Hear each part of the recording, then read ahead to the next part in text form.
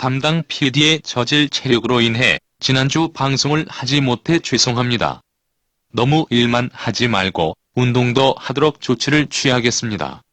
송구스럽지만 원활한 방송을 위해 각종 보약과 피로회복제를 후원받고 있으니 조금 무리하셔 보내주시면 감사하겠습니다. 안녕하세요. 추정 60분의 맹부학입니다. 드디어 팟캐스트에도 추정 60분이 등록되었습니다. 그런데 아직 댓글이 별로 없네요. 조금 민망합니다. 어려운 시사 문제도 쉽고 재미있게 정확하고 끈질기게 파헤치는 추정 60분에 많은 관심과 사랑 부탁드립니다. 이번 시간에는 등골 브레이커로 불리며 여러 대학생과 학부모를 절망으로 내몰고 있는 대학 등록금 문제를 짚어봅니다. 세계 최고의 수준의 등록금을 내고 있지만 교육 수준은 반도 못 따라가는 불편한 진실, 사립재단의 직무유기와 정부 여당의 거짓말을 집중 추궁합니다. 약속 안 지키면 새고랑 찹니다. 빈말이라고 생각하면 오산이요.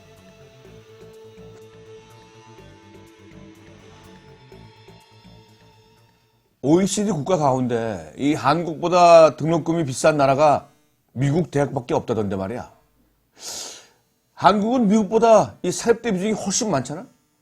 그렇게 보면 이 사실상 한국 대학생들이 가장 비싼 등록금을 내고 있다는 말인데, 그래서 그 작년 한 해 동안 대학생들이 줄기차게 반값 등록금을 요구해서 올해 좀 등록금을 내렸잖아. 그런데도 이 잡음이 끊이지 않고 있으니 도대체 뭐가 문제인가? 네, 심각한 등록금 문제를 해결하라는 전 국민적 요구에 각 대학은 등록금을 인하할 수밖에 없었습니다. 하지만 올해 전국 대학의 평균 등록금 인하율은 4.1%에 불과합니다. 특히 주요 사립대는 2% 인하에 그쳤습니다. 이는 국민들이 바라던 반값 등록금에는 한참 못 미치는 액수입니다. 아니, 무슨 광고 찍는 것도 아니고 2%가 뭐야? 쪼잔하게 20%도 아니고. 그래봤자 1, 20만 원 수준일 텐데 이 내리는 수준만 했으니 반값 등록금을 기대했던 학생들은 아주 허무하겠군. 그런데 자세한 내막을 살펴보면 등록금 인하 속에 숨겨진 진실이 있었습니다. 일부 대학에서는 수업 일수를 줄이거나 시간 강사를 해임하고 장학금은 삭감하는 등 별의별 꼼수를 다 쓰는 것이 확인되었습니다.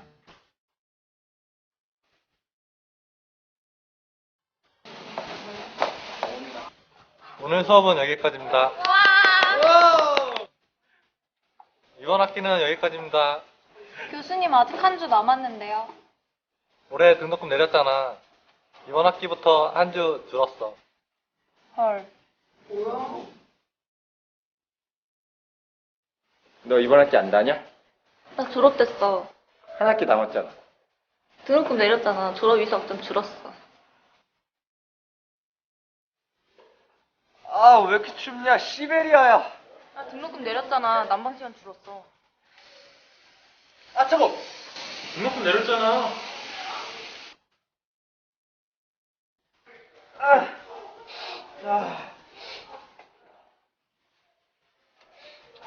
휴지질이 왜 이래? 등록금 내렸잖아.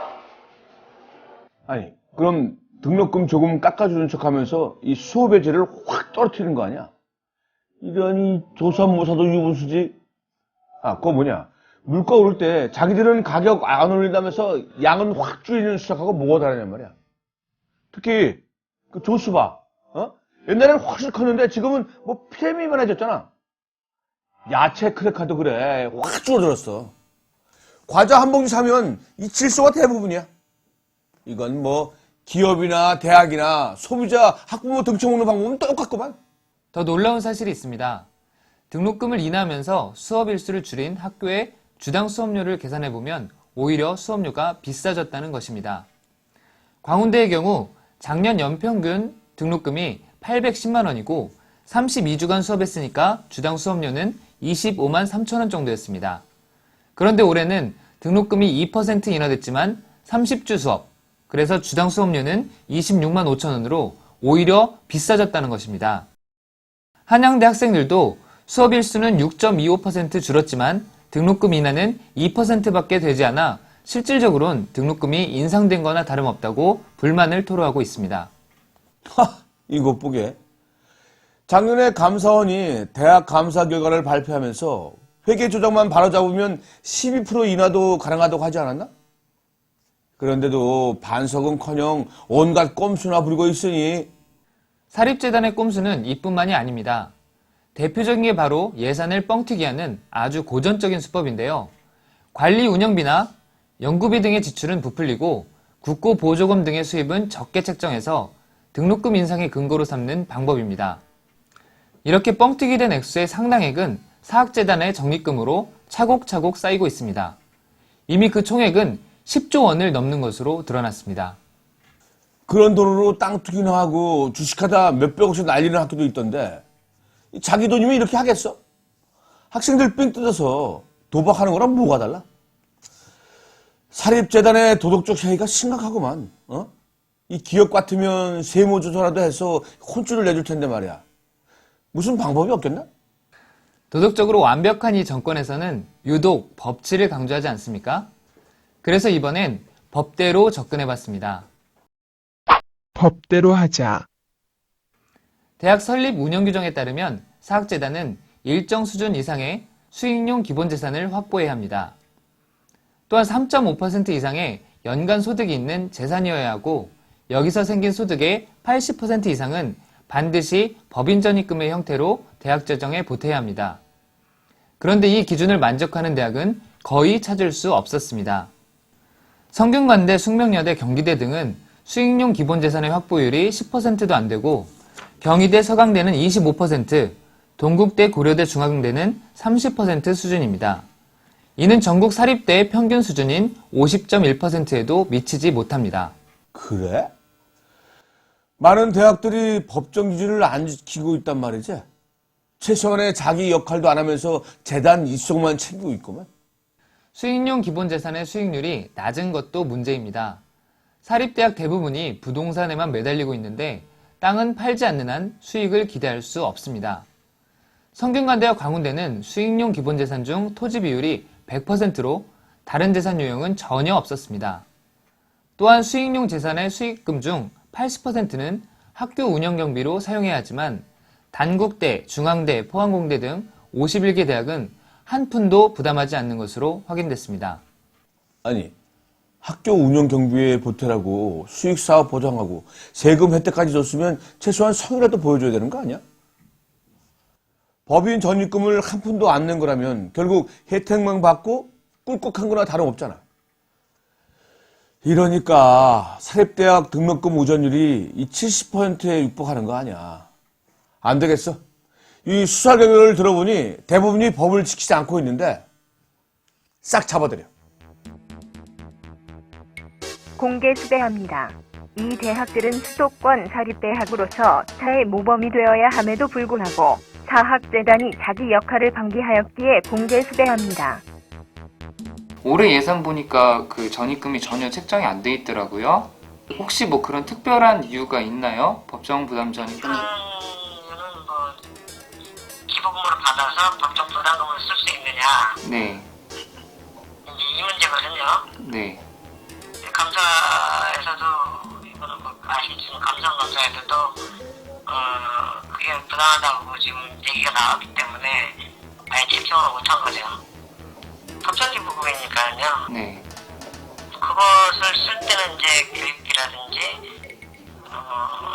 법률에 맞게끔 교육비나 연구비나 이제 시설 투자하고 이런 쪽으로 쓸 수 있다라고만 돼 있는데 그렇게 하다 보니까 그건 대학으로 다 줘야 된다라고 판단을 하니까 당국에서는 수입 사업으로서 수익이 예상 안 된다는 말씀이신가요? 수익 사업이 이제 거의 없죠.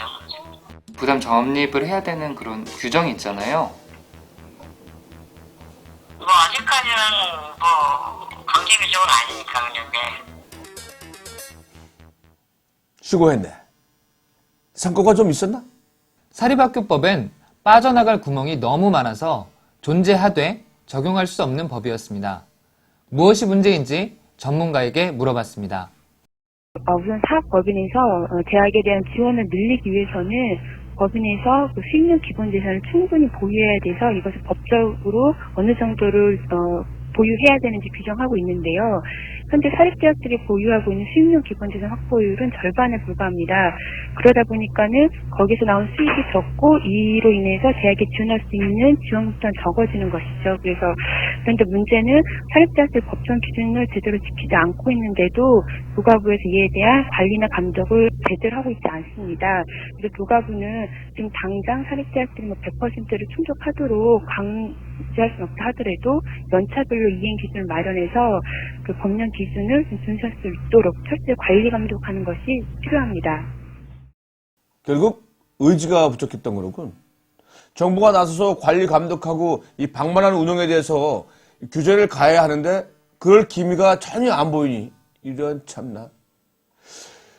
반값 등록금을 해도 애초에 이명박 정부와 한나라당, 지금의 이 새누리당에서 먼저 얘기한 거잖아?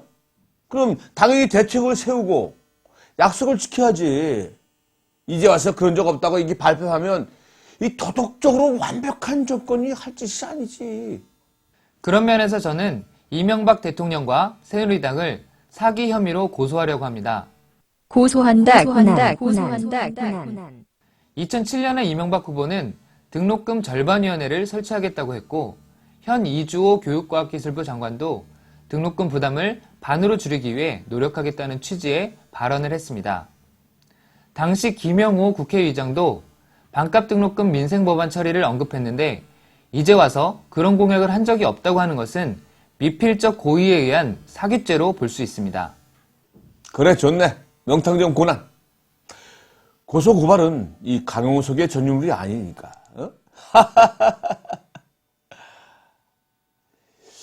서민 유한담에서 부자편, 재벌편 만드는 것도 이 대국민 사기죄에 해당하니까 이것도 하나 추가하게. 각각께서 임기 끝나고 은팔치 차는 기간을 줄이려면 반값 등록금 약속이라도 지켜야 할 텐데 말이야. 반값 등록금 시행하는 게 그렇게 어려운가? 아닙니다. 반값 등록금 실현을 위해 필요한 재정이 대략 5, 6조 원으로 예상되는데 부자 감세로 줄어든 재정이 매년 20조 원가량이고 논란 속에 감행된 4대강 사업에만 22조 원이 사라졌습니다. 심지어 4대강 유지비만 해도 연간 1조 원이 들어간다고 합니다. 작년엔 미국 무기 도입을 위해 14조 원을 투입하기로 했습니다. 별도의 세금을 걷지 않아도 정부의 의지만 있다면 반값 등록금은 충분히 가능합니다. 그렇군. 반값 등록금 실현할 의지 있는 정부, 이 국회가 들어서야 해결될 텐데. 사실 역대 정권들도 이 말로만 교육계획을 외쳤지 현 정부와 별반 다르지 않았단 말이야. 87년에 6월 항쟁 거치면서 국민들의 민주화 요구가 빗발칠 때 노태우가 대학 자율화를 약속했는데 알고 보니 등록금 자율화였단 말이지. 그리고 김영삼 정부 때는 신자유주의 정책을 적극 도입하면서 정부 지원을 줄였고 말이야. 김대중 정부 때도 국공립대학 수업료마저 자율화해버리고 노무현 정부 때도 대학 자율화를 추진해왔으니 결국 자율화라는 것이 학문활동의 자율성을 보장하기보다는 대학의 재량권을 확대하면서 등록금 인상을 직간접적으로 부추겨왔다는 거야. 그래서 이제 대학생들이 다른 방법을 택했습니다. 실제로 반값 등록금을 실현할 의지가 있는 정당과 손을 잡고 반값 등록금 실현을 위한 국회를 구성하겠다는 겁니다. 이는 작년 서울시장 보궐선거에서 서울시립대 학생들이 박원순 후보와 정책 협약을 맺어 올해 반값 등록금이 실현된 사례를 바탕으로 하고 있습니다. 그래? 대학생들에겐 절호의 기회군. 올해엔 총선과 대선이 모두 있으니 반값 등록금을 실현할 의지가 있는 정치인들을 뽑아서 사립합격법 개정하고 등록금도 반으로 낮추면 되는 거야. 그런데 한 가지 주의할 건 반값 등록금은 불가능하다고 주장하다가 선거가 되니까 은근슬쩍 끼어들면서 이 복지를 강조하는 정치인들을 확실히 구분해야지. 생각 없고 줏대 없고 이 국민은 안중에도 없는 정치인 말이야. 자네가 앞으로도 수고 좀 해주게, 고난. 네, 이 한 몸 다 바쳐서 끈질기게 파헤쳐 보겠습니다. 형편이 어려운 학생들은 아르바이트를 전전하며 휴학과 복학을 반복하고 있습니다. 이들은 졸업 후에도 대출금을 갚지 못해 신용불량자로 사회생활을 시작해야 합니다. 이 서글픈 현실을 타개하는 것은 대학생뿐 아니라 우리 모두의 과제입니다. 앞으로도 추정 60분은 불합리한 현실과 맞서 정협과 금기 없는 수사를 진행하겠습니다. 감사합니다. 3.5% 인하했어도 실제로 내린 거 10만 원대에 불과하거든요. 그래봤자 한 달 버스비밖에 되지 않아서 확실히 내렸으면 좋겠고요. 솔직히 3.5% 내린 거 가지고 일주일 밥값도 안 나오거든요. 버스비도 안 나오고요. 뭐라고 말 못하겠네. 장학금 신청했는데 떨어진 사람들도 너무 억울하고요. 국가장학금도 1조 8천원. 근데 저것도 되게 그러니까 기준이 애매해서 막 잘 사는 데도 받고 오히려 못 사는 데도 못 받는 애들도 많아서 그냥 되게 복불복인 것 같아서 부모님이 직업이 없으신데도 돈 못 받는 애들도 있어요. 연구비로 쓰인다는 목적으로 적립금을 계속 하고 있는데 그 연구비가 작년에 몇십억 좀 남았어요. 근데 저희 학교는 계속 쓰지 않고 그걸 계속 적립해두고 있거든요. 물가 상승에 두세 배 이상 폭등하는 대학 등록금 문제는 사학재단들의 적립금 문제하고 직결되어 있습니다. 오히려 사학재단이 돈을 학교 운영을 해서 내놓는 게 아니라 등록금을 적립금의 방식으로 챙겨가고 있기 때문에 발생한 문제이기 때문에 저희가 17대 국회 때도 이 적립금을 제한하는 법안을 냈습니다만 그때는 안 됐어요. 근데 이번에 19대 국회에서는 적립금 제한을 반드시 관철시키겠다 이런 생각을 갖고 있고요.